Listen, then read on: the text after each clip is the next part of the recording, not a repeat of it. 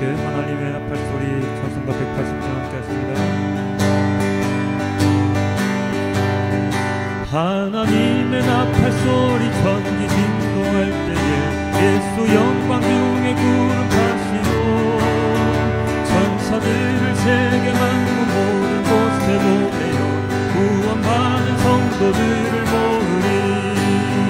나팔 불 때 나의 이름 나팔 불 때 나의 이름 나팔 불 때 나의 이름 부를 때에 잠시 참여하겠네. 우리 한 번 더 하나님의 나팔 소리 천지 진동할 때에 예수 영광 중에 구름 타시고 천사들을 세계 만국 모든 곳에 보내어 구원받은 성도들을 모으리. 나팔 불 때 나의 이름 나팔 불 때 나의 이름 나팔 불 때 나의 이름 부를 때에 잠시 참여하겠네. 무덤 속에 잠자는 자 그때 다시 일어나 영화로운 부활 승리 얻으리. 주가 택한 모든 성도 구름 타고 올라가 공중에서 주의 얼굴 배우리. 나팔 불 때 나의 이름 나팔 불 때 나의 이름 나팔 불 때 나의 이름 부를 때에 난 참여하겠네. 주님 다시 오실 날은 우리 알 수 없으니 항상 기도하고 깨어 있어서 기쁨으로 보좌 앞에 우리 나가서 그때까지 참고 기다리겠네.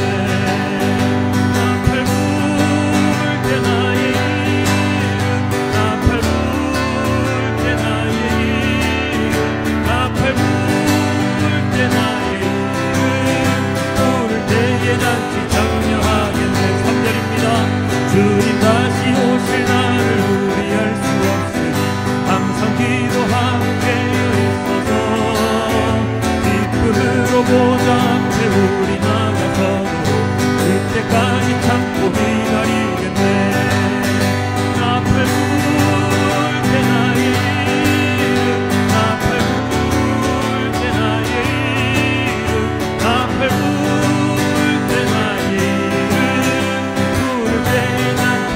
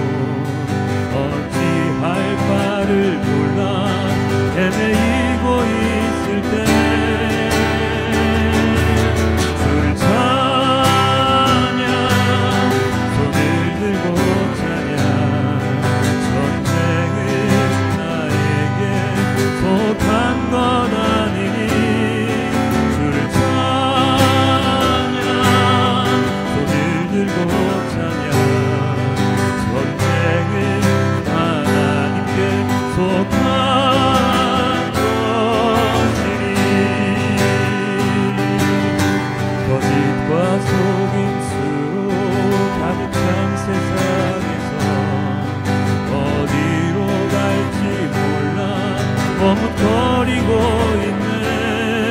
옥중의 곳에 잡은 자 지금도 우리들을 실패와 절망으로 넘어뜨리려 하네.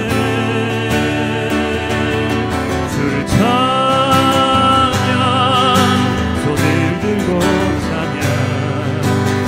전쟁은 나에게 속한 거다.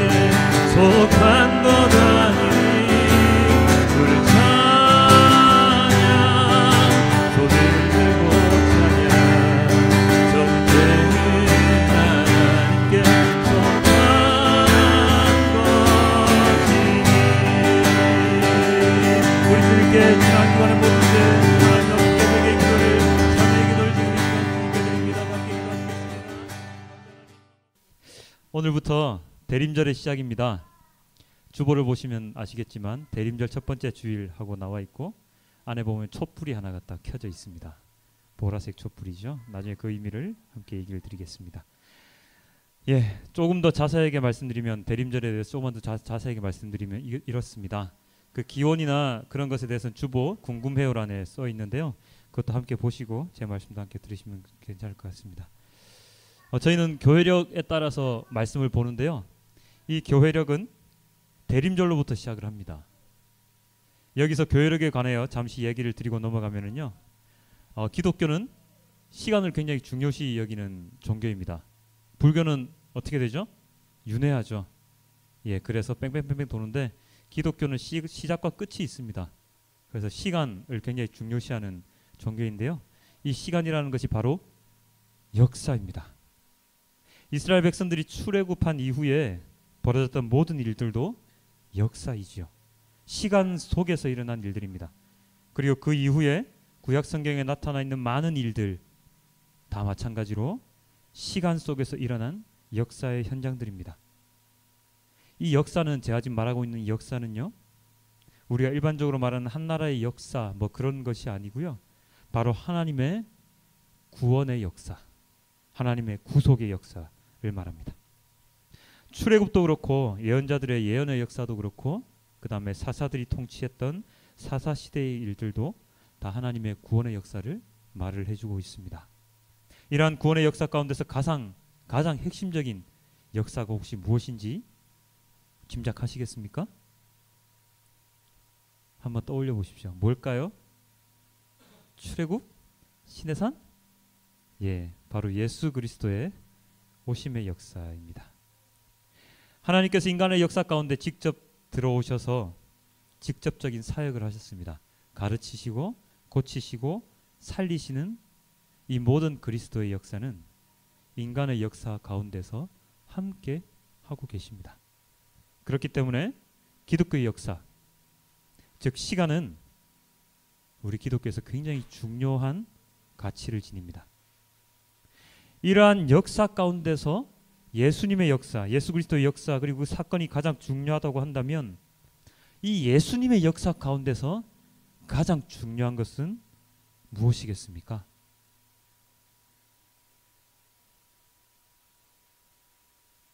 뭘까요? 초대교회 사람들은 예수 그리스도의 역사 가운데서 부활의 사건을 가장 중요시 했다고 합니다. 초대교회 사람들의 믿음의 고백 가운데서 몇 가지의 신앙이 있는데요. 첫 번째는 예수님의 부활하심을 믿는 부활신앙과 그리고 두 번째는 교회에서 경험하게 되는 성령 하나님의 역사, 성령 하나님의 신앙, 그리고 세 번째는 예수님이 다시 오신다는 재림의 신앙이었습니다. 부활과 성령의 역사와 재림, 이 세 가지의 초대교회 사람들의 신앙의 믿음 가운데 가장 중요하게 여겼던 게 바로 부활이죠. 부활 신앙입니다. 이 부활 신앙 때문에 기독교에는 굉장히 중요한 두 가지 주기가 일어나게 되는데요. 첫 번째는 바로 주님의 날을 중심으로 하는 한 주간의 역사입니다. 이 주님의 날 중요시하는 한 주간의 역사를 굉장히 중요하게 여기는데요. 이 한 주간의 역사 첫 번째 날을 주님의 날, 주일로 정하고 그날의 교회에 모여서 예배를 드리게 됩니다. 저희처럼 말입니다. 그래서 달력 보시면 일요일, 주일이 맨 처음에 있잖아요. 그 이유가 이 날이 첫 주의 시작이기 때문에 그렇습니다. 예수 그리스도를 믿지 않는 사람들은 그 주일이 맨 마지막이죠. 예, 토요일까지 일하고 난 다음에 쉬는 날이 일요일 주일인데 우리는 그 주일을 첫 번째 날로 지킵니다. 유대인들은 어떤 날을 지켰죠? 안식일을 지켰죠. 유대인들이 안식일을 지키며 그 날을 기념했던 것에 비하여 그리스도인들은 바로 주님의 날, 예수님의 부활을 기념하는 주일을 지키게 되는 것입니다. 이 주일을 예수님의 부활을 기념하고 축하하는 날이라고 해서 작은 부활절, Little Easter이라고도 불렀다고 해요. 예, 이런 의미에서 주일을 교회력의 기초이자 시작이라고 말을 합니다. 이 이유 때문에 안식일을 지키는 교회를 이단으로 말을 합니다. 주일을 지키지 않기 때문에. 어느 교회인지 아시죠? 예. 자, 이렇듯이 매주일 모여서 부활하신 예수님을 증거했던 사람들은 1년도 부활절을 중심으로 하나의 단위로 생각을 하게 됩니다. 한 주일을, 부활하신 날을 중심으로 한 주일을 하나의 단위로 생각했듯이 1년을 부활절을 중심으로 하나의 단위로 생각을 하게 되는데요. 이 부활절을 중심으로 앞 40일, 주일을 뺀 앞 40일 무슨 절입니까? 무슨 절기죠? 사순절. 예, 사순절이 생겨났고요. 그 다음에 오순절 성령 강림주일이 생겨나고요. 그리고 예수님의 사역과 관계되는 주현절이 생겨나는데 이 주현절이 나중에 또 성탄절로 나뉘게 되고 이 성탄절을 맞이하기 위해서 바로 오늘 대림절기가 생겨나게 됩니다. 이렇게 됨으로써 이 교회력이 완성이 되는데요. 이 교회력은 주후 4세기에 주님이 돌아가시고 부활하신 후에 4세기에 주님이 탄생하신 지 4세기군요. 주님이 탄생하신 지 4세기에 이 교회력이 완성이 됩니다. 이 교회력은 초대교회의 삶과 믿음의 내용을 거의 반영을 하고 있는데요. 그것은 바로 예수님의 오심, 그리고 예수님의 순환, 죽으심, 부활, 그리고 성령님의 임재, 그리고 예수님의 다시 오심을 표현하고 있습니다. 이것이 바로 교회력의 1년의 주기입니다. 이러한 시간 중심의 기독교 역사를 표현한 교회력의 첫 번째 절기가 바로 오늘 우리가 맞고 있는 대림절이지요. 이 대림절은 그리스도께서 처음 과거에 우리에게 주신 은총에 감사하고 다시 오실 것을 기대하는 그러한 절기입니다. 그래서 대림절은 그리스도의 첫 번째 오심, 언제죠? 성탄절, 크리스마스죠. 첫 번째 오심을 축하하고 준비하는 것과 그리고 예수님께서 다시 오실 재림의 날을 준비하는 소망이 강하게 담겨져 있습니다. 그래서 대림절의 관심이 성탄을 준비하는 것에도 있고요. 그 다음에 종말, 즉 재림과 심판에도 초점이 굉장히 많이 맞춰져 있습니다. 이 대림절에는 몇 가지 상징물을 세우게 되는데요. 많은 것들이 있지만 그 중에 한두 가지만 설명을 드리면, 혹시나 예전에 여러분들 다른 교회 다니실 때 좀 중형교회나 대교회 다니시면 대림절 하면 소강대상에 무엇을 설치를 하는데 혹시 뭔지 기억나십니까? 뭘까요, 김창호 집사님? 말하라면 못하겠죠. 초가 딱 이렇게 세워지지 않습니까? 초가 하나, 둘, 셋, 네 개가 세워집니다. 보통은 다 그 초를 다 보라색으로 세우는 것도 있고, 아니면 보라색, 연보라색, 분홍색, 하얀색 이렇게 세우는 교회도 있습니다. 이것이 뜻하는 것은 예수님이 오시는 것을 기다리는 것인데요. 색깔이 점점 옅어지죠. 보라색, 연보라, 분홍, 하얀색으로 옅어지는 것은 예수 그리스도께서 그만큼 우리에게 점점 다가오고 계시고, 맨 마지막 하얀색 초는 빛 되신 예수님께서 탁 오셔서 이 세상을 환하게 비추시는 것을 의미한다고 합니다. 그런데 이거는 원래 화환안에 세우는 것이라고 해요. 그냥 초만 세우는 게 아니고 화환을, 이게 무슨 상록수 나무였나? 그 화환을 만들어서 그 화환 안에 그 초를 세우는 게 정식적인 것이었다고 하는데요. 교회는 뭐 요새 거의 그렇게 하진 않죠. 초만 이렇게 세우고 있습니다. 저희도 만약에 소강대상이 있으면 딱 해놓고 하면 참 좋을 텐데, 예, 그건 참 아쉽습니다. 그래서 대신으로 주보에다 제가 초를 넣어놨으니까 그 초를 대신해서 주님이 오심을 함께 기다렸으면 좋겠습니다. 예, 이제 좀 교회력과 대림절에 대한 이해가 좀 되시나요? 예. 주보의 교회력이 한 달 단위로 기록이 되니까요. 그걸 보시면 아, 이번 달은 대림절이 있구나, 이번 달은 성령 감림 주일이 있구나, 성탄 주일이 있구나, 좀 잘 보시면 될 것 같습니다. 자, 이렇게 대림절을 제가 이렇게 상세하게 이야기 드린 이유가 있겠죠. 분명히 오늘의 본문과 관련이 있기 때문입니다. 오늘 본문의 이사야서 첫 번째 구절은 이 구절입니다. 원컨대 주는 하늘을 가르고 강림하시고 주 앞에서 산들이 진동하기를. 무엇이라고 나와 있죠? 바로 하늘을 가르시고 강림하시는 주님의 모습이 나옵니다. 이렇게 강림하시는 주님 앞에 무슨 일들이 벌어집니까? 첫 번째, 주 앞에서 산들이 진동하기를. 두 번째, 불이 섭을 사르며 불이 물을 끓임같이 하사 주의 원수들이 주의 이름을 알게 하시며 이방 나라들로 주 앞에서 떨게 하십니다. 산들이 진동하고 주의 원수들이 주의 이름을 알고 이방 나라들이 떨게 하지요. 왜 그럴까요? 여기서 산들이 진동한다. 앞 구절에 보면 산들이 진동한다 라는 것은 산들이 두려움에 떤다는 겁니다. 산들이 떨 수 있나요? 딱딱한 땅이잖아요. 근데 산들이 떨 만큼 주님의 강림하심이 그렇게 두려운 모습이라는 것이죠. 왜 이렇게 산들도 떨고 주의 원수들도 이방 나라들도 주 앞에서 떨 수밖에 없을까요? 그것은 왜 그러냐면 주님께서 강림하시는 이것이 바로 주님의 심판의 날이기 때문입니다. 주님을 저버리고 살았던 사람들, 바로 이방인들과 주의 원수들인데요. 시편을 보면 주님을 청종하지 않은 사람들, 순종하지 않은 사람 되게 많이 나오죠. 어떤 이들입니까? 아, 주님은 없어, 하나님은 없어.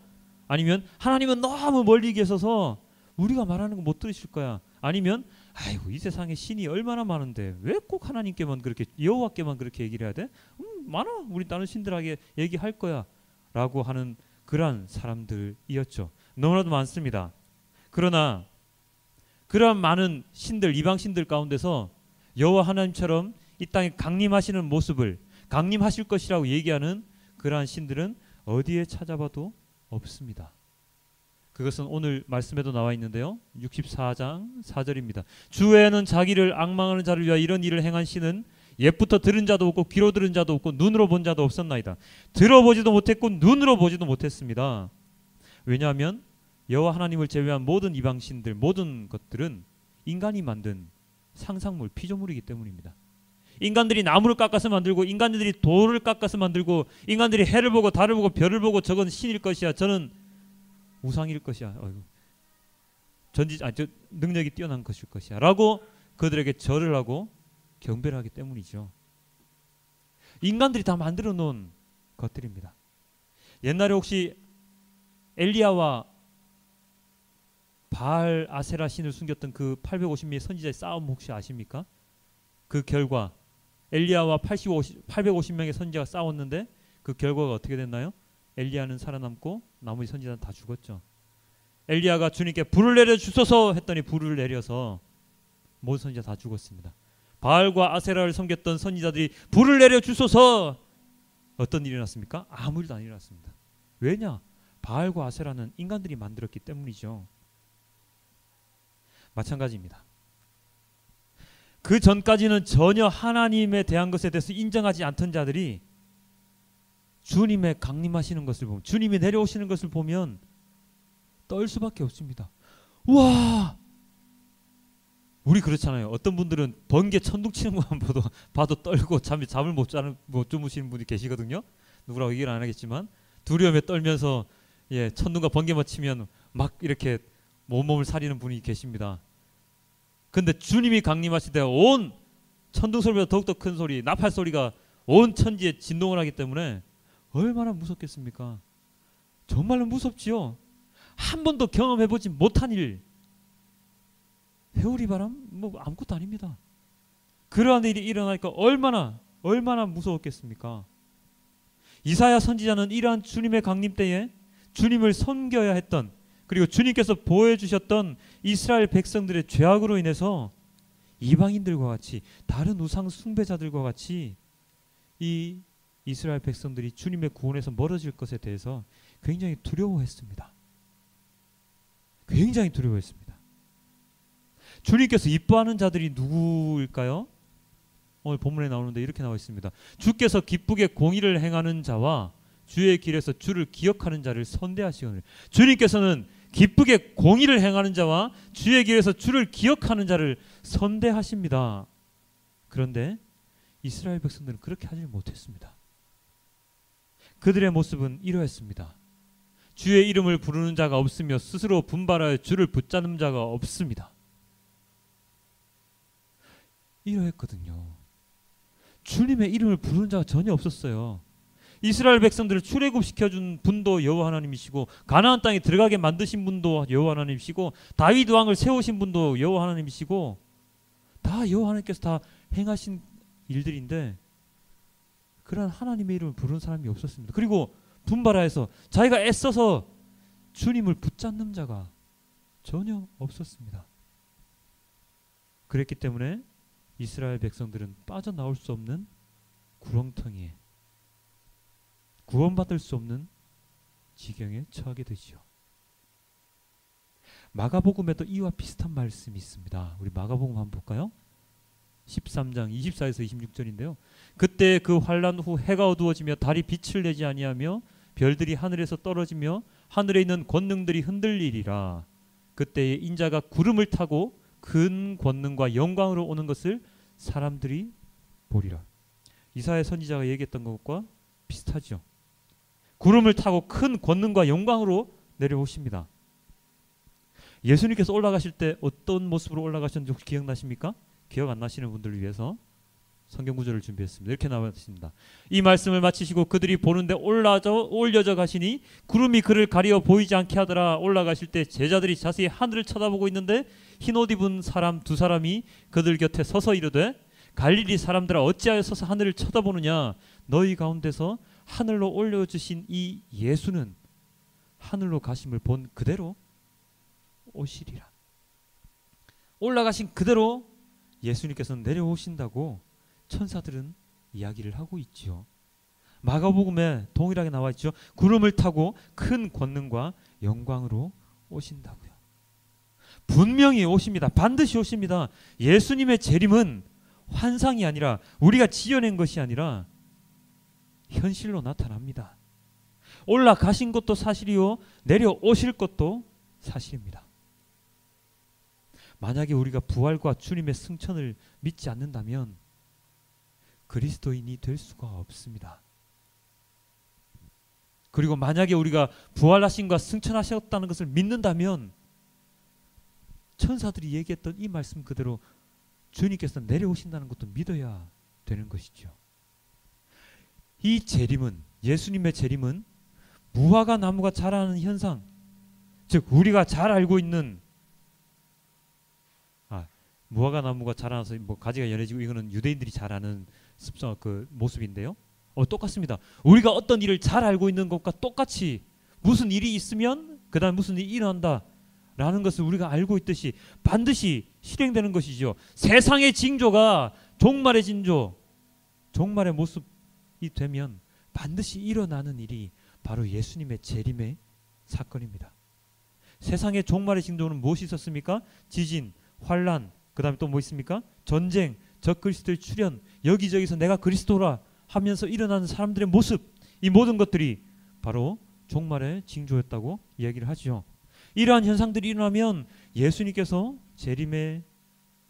오시는 재림의 시간이 가까이 왔다는 것을 알아야 하는 것입니다. 무화과 나무는 여름이 가까워지면 가지가 연해지고 잎사귀들이 막 난다 그래요. 그러면 유대인들은 그렇게 생각하죠. 가지가 연해지고 잎사귀가 막 나면 여름이 가까이 오는구나. 이제 여름이 거의 다 왔구나 라는 거 아는 것과 마찬가지죠. 우리가 산에 가을에 단풍이 막 들고 있다가 단풍이 막 떨어지기 하면 어떤 것을 알 수 있습니까? 이제 추운 겨울이 오겠구나 라는 걸 알 수가 있죠. 그와 마찬가지입니다. 그러한 형상과 똑같은 것이거든요. 종말의 징조가 이 세상에 보이기 시작하면 그 다음에 반드시 오는 것은 무엇이냐? 바로 예수님의 재림입니다.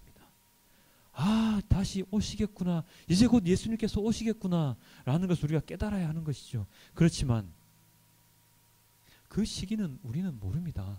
언제 오실지 우리는 알 수가 없습니다. 오직 아버지만 아시죠. 그러나 그날과 그때는 아무도 모르나니 하늘에 있는 천사들도 아들도 모르고 아버지만 아시느니라.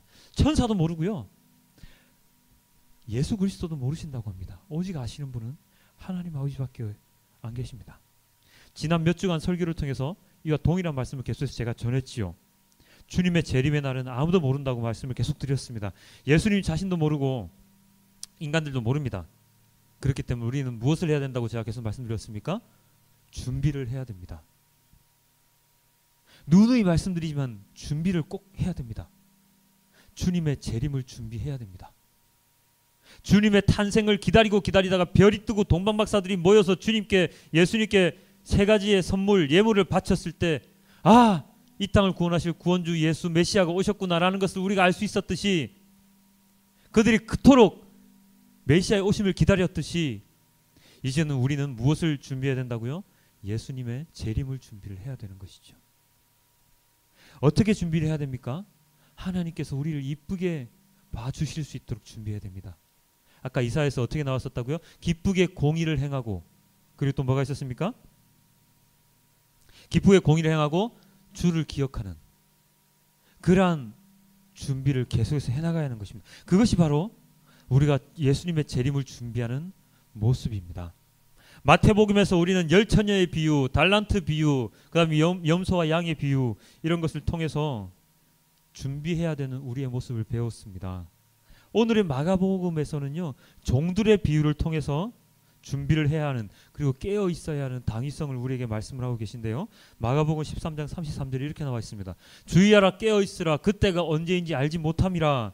집을 떠나서 타국으로 간 주인이 언제 올 줄 모릅니다. 35절에 이렇게 나와 있습니다. 그러므로 깨어 있으라, 집주인이 언제 올는지, 혹 저물 때일는지, 밤중일는지, 닭 울 때일는지, 새벽일는지 너희가 알지 못하리라. 저녁일지 밤중일지 새벽일지 닭 울 때일지 우리는 알지 못합니다. 그저 주인이 갈 때 종들에게 부여한 권한, 사물을 잘하고, 그리고 주인이 오실 날만 기다리고 있으면 되는 것입니다. 충실히 자신의 일을 열심히 하고 있으면 주인이 와서 깨어서 열심히 일하는 종들에게는 상급을 줄 것이고, 주인이 왔는데 졸고 있는, 자고 있는 그러한 자들에게는 벌을 내리겠죠. 아유, 언제 오실지 어떻게 알아? 기한도 모르는데, 아유, 내일 하지 뭐, 모레 하지 뭐. 야, 천순이야, 천천히. 아이고, 이렇게 열심히 한다 누가 알아봐 줄 것 같아? 라고 뒤로 미루는 그러한 자들, 갑자기 주인이 와서 너희들 뭐해? 뭐하고 있는 거야 지금? 내가 너희에게 맡긴 게 무엇이 있는데 제대로 일을 하지 않고 있어? 라고 말을 할지도 모른다는 것이죠. 다음 구절 하나 더 봅니다. 가령 사람이 집을 떠나 타국으로 갈 때 그 종들에게 권한을 주어 각각 사물을 맡기며 문지기에 깨어있으라 명한 것 같으니, 주인이 그냥 간 것이 아닙니다. 주인이 그냥 떠나간 것이 아니고요, 그들에게 사무와 권한을 주고 갔지요. 어떠한 사무와 권한이었습니까? 깨어서 그 종들마다 그 종들의 능력대로 할 수 있는 일을 주고 갔습니다. 여기서 타국으로 떠난 주인은 바로 하늘로 승천하신 우리 예수님을 뜻하지요. 예수님이 하늘로 올라가실 때 제자들에게 준 권한과 일이 있습니다. 무엇인지 혹시 아십니까? 바로 아까 봤던 기쁘게 공의로운 일을 행하는 것과 주님을 기억하는 것, 이것도 있을 수가 있고요.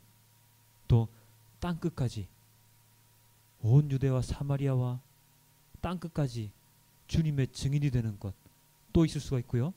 또 이 구절에 따른 말도 있죠.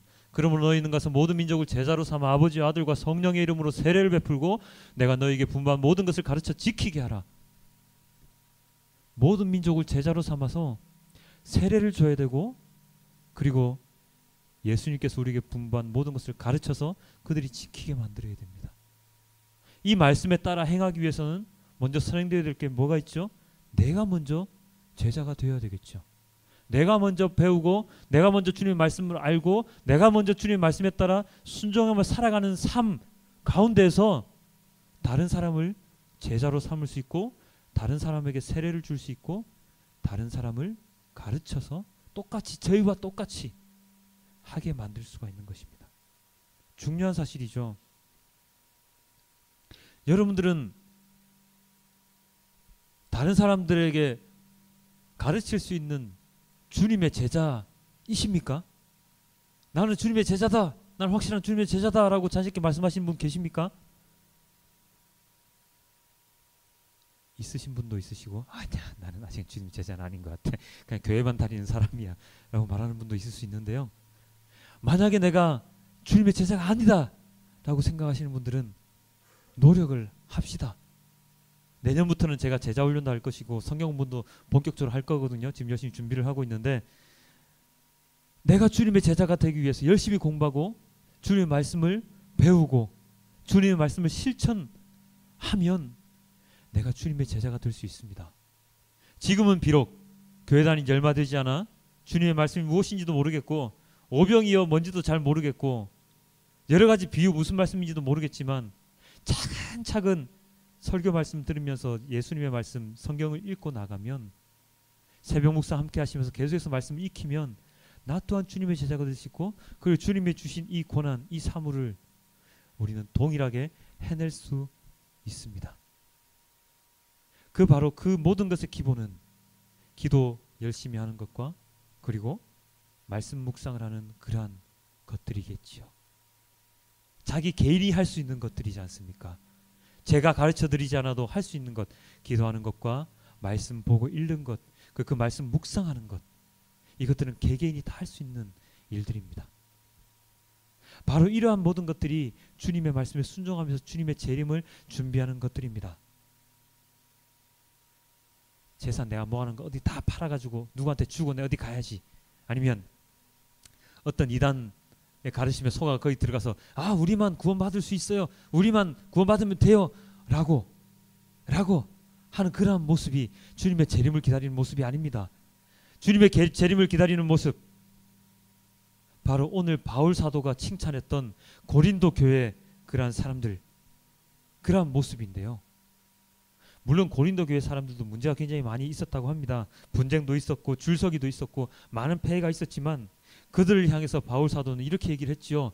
이는 너희가 그 안에서 모든 일을 곧 모든 언변과 모든 지식의 풍족함으로 그리스도의 증거가 너희 중에 견고하게 되어서 너희가 모든 은사에 부족함이 없이 우리 주 예수 그리스도의 나타나심을 기다림이라.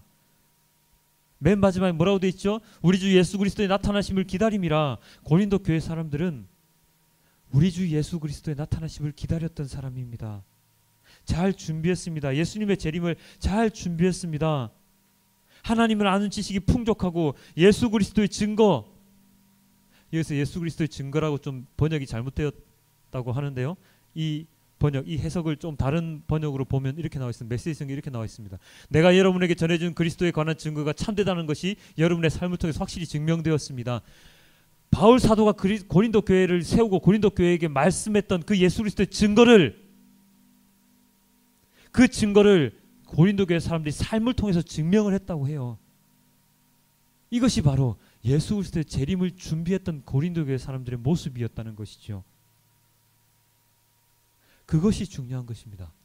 여러분의 삶을 통해서 확실히 증명을 하고 있는 그 모습,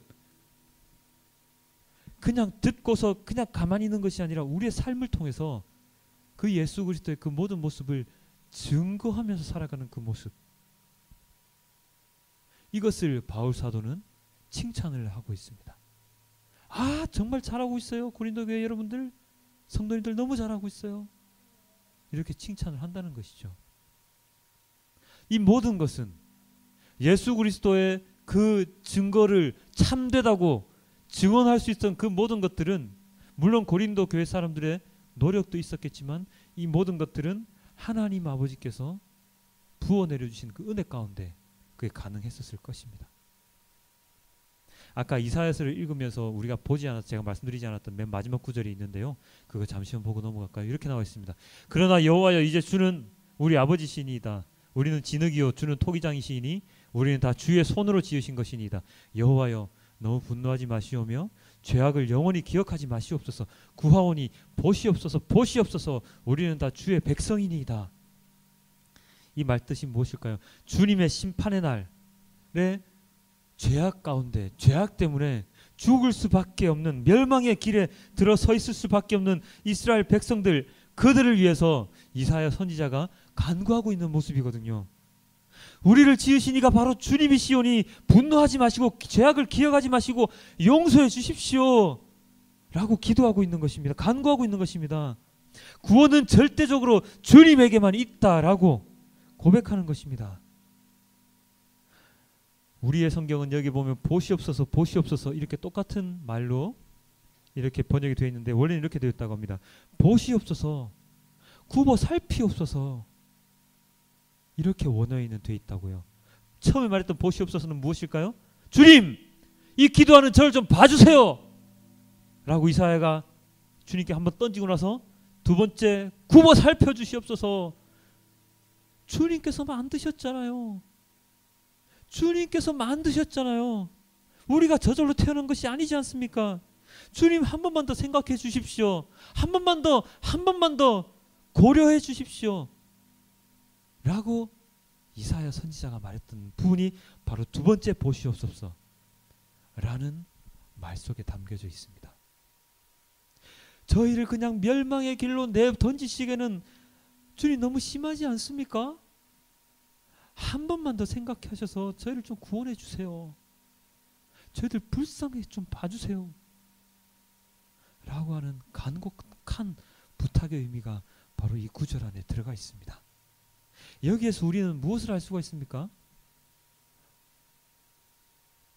죄악의 길에 있는 사람들이 비단 이스라엘 사람들뿐만이었을까요? 아닙니다. 저도 죄인이고 여러분도 죄인들이죠. 여러분도 어쩔 수 없이 죄악의 길, 멸망의 길로 걸어가고 있는 사람일 수밖에 없습니다.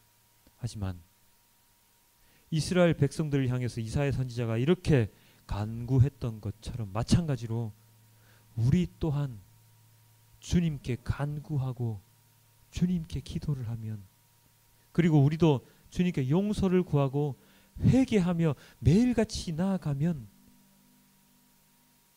주님께서 우리를 구원의 길로 인도해 주신다는 것을 우리가 알 수가 있습니다. 바울 사도가 고린도 교회 사람들을 칭찬했던 이유도 바로 이것일 것입니다. 여러분들 왜 이렇게 못해요? 맨날 이렇게 싸우고 분쟁하고 줄서기 하고 이러면 안 됩니다. 주님이 뭐라고 하시겠어요? 에이, 저도 모르겠어요. 여러분도 어떻게 잘 모르겠어요 라고 이야기를 한다면 고린도 교회 사람들의 마음은 어떨까요? 아, 우리는 어쩔 수가 없구나. 그러면서 절망의 길로, 절망의 나락으로 떨어지겠죠. 그렇지만 바울이 계속해서 그들을 격려하고 이끌어주고, 여러분들의 부족함이 있지만 그래도 여러분들이 이때까지 보여주던 이 삶의 모습 가운데서 주님께서 여러분들 은혜를 주시고 복을 주시고 여러분들 구원의 길로 인도해 주실 것입니다. 조금만 더 열심히 합시다 라고 이들을 다독거려주고 함께 나아가자고 얘기를 하면 그들 또한 힘을 내어서 이제까지 모든 죄들, 이제까지 모든 싸움, 모든 문제들 다 덮어두고 주님께 나와서 회개하면서 구원의 길로 갈 수 있는 것이죠. 그것을 바울 사도는 오늘 고린도 전서를 통해서 얘기를 하고 있었을 것입니다. 동일하게 저희에게도 얘기하고 있는 것이죠. 여러분들 지금 뭐합니까? 에? 맨날 이렇게 주님 말씀을 순종하지 않냐고 죄 가운데 있으면서 이렇게 가면 어떻게 해요? 다시는 교회 나오지 마세요. 여러분들 주님께서 구원 안 하실 거예요 라고 얘기를 한다면 교회 나올 사람이 있습니까? 없죠. 마찬가지입니다. 바울 사도가 우리에게도 동일하게 얘기를 합니다. 여러분들 주님의 말씀 듣고 이제까지 노력을 했던 그 모습들 주님께서 너무나도 아름답게 봐주실 거예요. 조금만 더 함께 갑시다. 조금만 더 노력합시다 라고 바울 사도가 우리에게 얘기를 하는 겁니다. 바울 사도가 우리에게도 이렇게 얘기하고 있다니까요. 어디 갔어? 여러분의 삶을 통해서 그리스도의 증거를 증명을 하고 있는 여러분의 모습 너무나도 아름답습니다 라고 우리에게도 얘기하는 것이라니까요. 고린도 교회 사람들에게만 얘기하는 것이 아니라 이 작은 마을 교회 사람들에게도, 작은 마을 전설을 하나 쓸까요? 작은 마을 교회 사람들에게도 얘기를 하고 있다니까요. 동일합니다. 이것을 우리가 아시면 됩니다. 그리고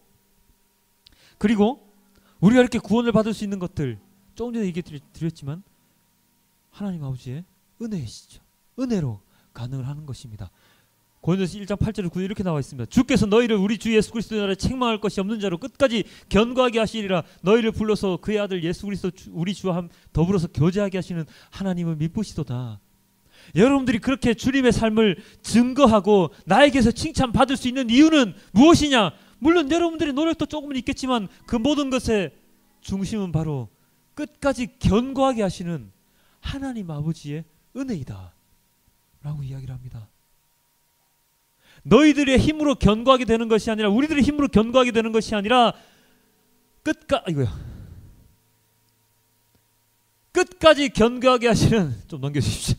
끝까지 견고하게 하시는 주님의 은혜, 값없는 은혜 때문이다 라고 얘기를 하는 것이죠. 왜냐? 하나님은 미쁘시기 때문입니다. 하나님은 미쁘시기 때문에 우리를 구원의 길로 계속해서 인도하여 주시는 것이죠.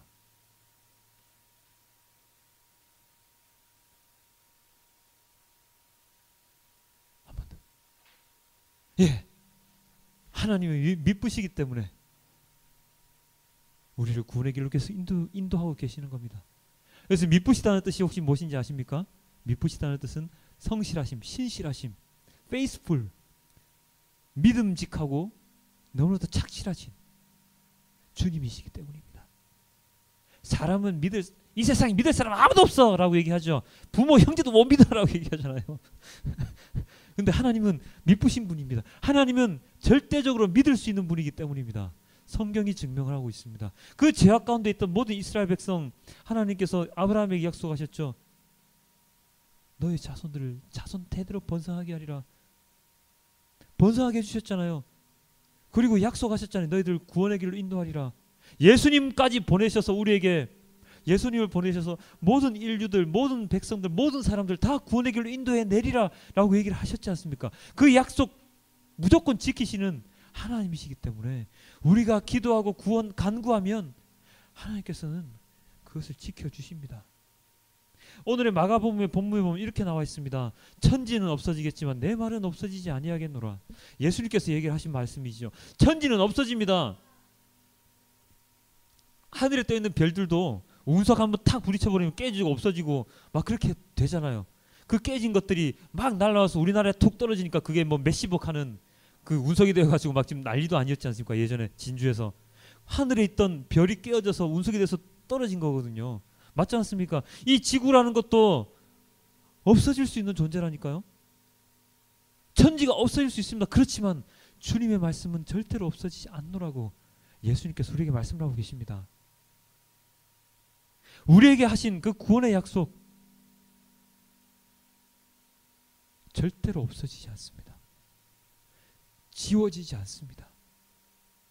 하지만 구원을 약속하셨던 그 이면에 우리에게 또다시 말씀하셨던 것, 나의 말을 순종하며 따르지 않으면 구원을 받을 수가 없지요.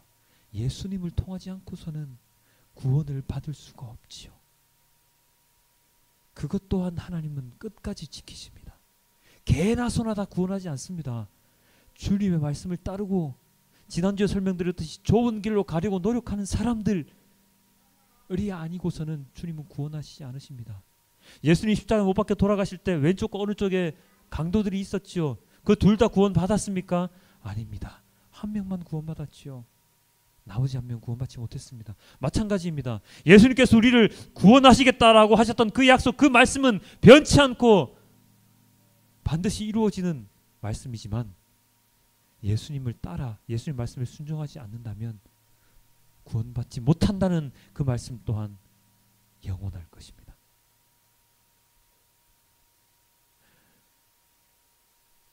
예수님은 재림하십니다. 믿으십니까?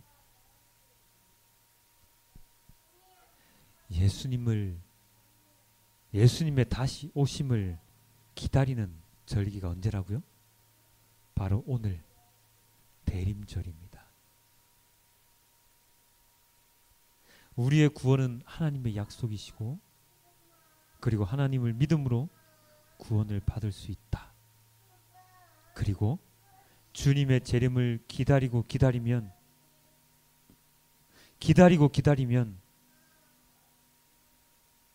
하나님 아버지께서 분명히, 예수님께서 분명히 이 땅에 오시어서 심판을 하시고 의인과 악인을 구별하셔서 의인들을 반드시 데리고 가십니다. 이 예수님을 기다리셔야 합니다. 우리의 마음속에 이제부터 초를 하나씩 하나씩 키자고요. 오늘은 무슨 색깔? 보라 색깔. 다음 주는 무슨 색깔? 연보라 색깔. 그 다음 주는 무슨 색깔? 분홍 색깔. 그 다음 주는 하얀 색깔. 우리의 마음속에 주님의 오심을 기다리는 초를 피워서 주님을 맞이하는 그러한 마음을 마음속에 새기시자고요.